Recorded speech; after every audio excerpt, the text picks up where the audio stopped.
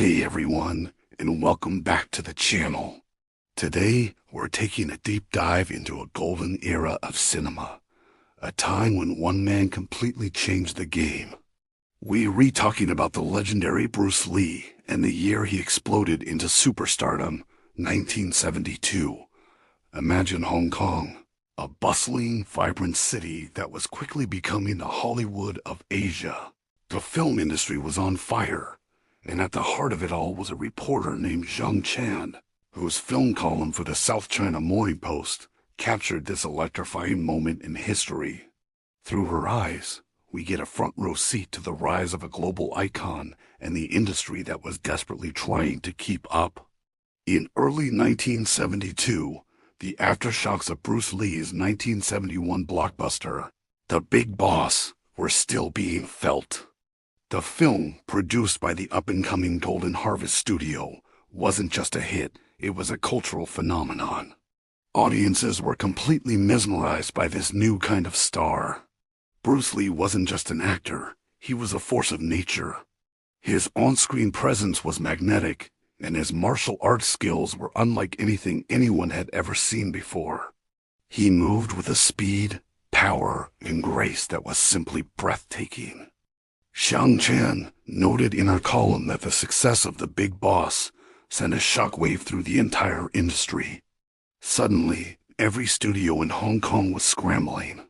The formula seemed simple: find someone, anyone, who could replicate even a fraction of Bruce Lee's magic. Chan wrote, "Filmmakers are avidly searching for new young actors with a knowledge of Chinese martial arts as they rush to turn out films to cash in on the success of The Big Boss." It was a gold rush, and the prize was finding the next martial arts sensation. Studios knew they had to act fast. Bruce Lee had set a new standard, and the public's appetite for high-octane kung fu action was insatiable. This wasn't just about making another action movie. It was about capturing that lightning in a bottle that Golden Harvest had found with Lee. The pressure was immense. The biggest player in the game at the time was the legendary Shaw Brothers studio. They were the established giant, the undisputed king of the Hong Kong film industry. But Golden Harvest, the challenger, had landed a massive blow with The Big Boss. Shaw Brothers couldn't just sit back and let this new kid on the block steal their thunder. They needed a response, and they needed it quickly. So who could possibly go toe-to-toe with the phenomenal Bruce Lee? Zhang Chan's column points us to their answer: a handsome, 19-year-old newcomer named Meng Fei. Shaw Brothers pinned their hopes on this young actor, casting him in his first leading role in a film titled The King of Boxers. The strategy was clear: position Meng Fei as a direct rival, a challenger to Bruce Lee's newly claimed throne. Think about the audacity of that move.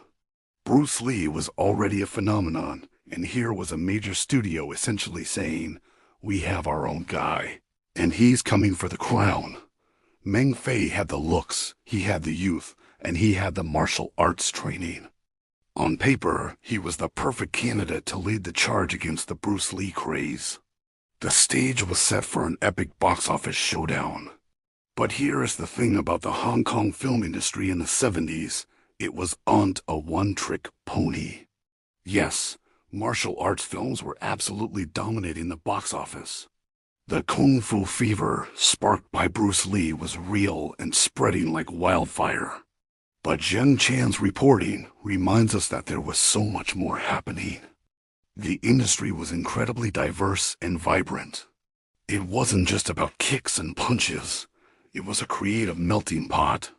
While everyone was chasing the next martial arts hit, other genres were still thriving, drawing in huge crowds and making big money. This is a crucial point to understand the full picture of this golden age.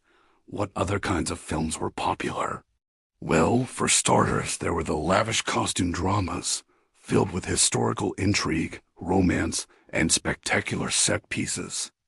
These films transported audiences to another time and place. Then you have the comedies, which were always a surefire hit with local audiences looking for a good laugh. And let's not forget the melodramas, Films that pulled at the heartstrings and had audiences reaching for their tissues. Chan's articles paint a picture of a healthy, multifaceted industry. It was a place where a sword-fighting epic could be playing in one theater, while a modern-day romantic comedy played to a packed house right next door. The industry wasn't just surviving. It was booming on all fronts. And it wasn't just a local affair. Hong Kong had truly become the cinematic hub for all of Asia. Its influence stretched far and wide. One of the most interesting trends Zhang Chan highlighted was the immense popularity of Taiwanese stars in Hong Kong. Actors and actresses from Taiwan were crossing the street and becoming household names. They brought their own unique charm and talent, and Hong Kong audiences absolutely adored them. This cross-pollination of talent enriched the entire industry, bringing in fresh faces and new stories. It created a dynamic and competitive environment where stars from different regions shared the spotlight, making the Hong Kong film scene one of the most exciting in the world. So let's circle back to the big question: could anyone really challenge Bruce Lee? While studios like Shaw Brothers were putting their money on contenders like Ming Fei, Bruce Lee was already moving on to his next project. He wasn't waiting around to see if anyone could catch up. He was busy creating his masterpiece, Fist of Fury. When it was released, it didn't just match the success of The Big Boss, it shattered its records. The film was another level of intensity, storytelling, and martial arts choreography. Bruce Lee wasn't just a star anymore. He was an artist pushing the boundaries of the genre he had single-handedly redefined. Zhang Chan's columns from 1972 provide this incredible real-time account of a legend being forged. We see the industry's reaction, the frantic search for a rival, and the undeniable fact that Bruce Lee was simply in a league of his own. He wasn't just part of a trend. He was the trendsetter. While others were trying to copy his last move, he was already inventing the next one. The story of Ming Fei and the King of Boxers is a fascinating snapshot of this moment. It shows just how much of an impact Bruce Lee had, forcing the biggest studio in Asia to create a challenger out of thin air. But it also highlights the impossible task of trying to replicate a once-in-a-generation talent. Looking back through the lens of Zhang Chan's reporting, we see 1972 as a pivotal year.